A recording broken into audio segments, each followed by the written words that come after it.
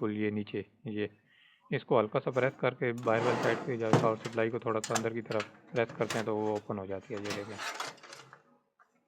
ये बिल्कुल इस तरह अलग हो जाती है और यहाँ पे आप दोबारा अपनी नई जो पावर सप्लाई आप चेंज करना चाह रहे हैं वो एडजस्ट हो जाएगी।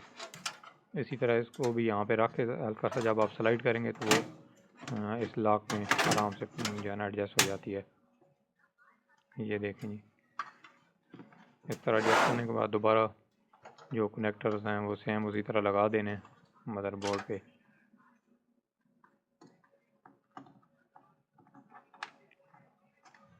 और बाहर से इस तरह दोबारा स्क्रू वगैरह लगा के इसको आप फिक्स कर सकते हैं।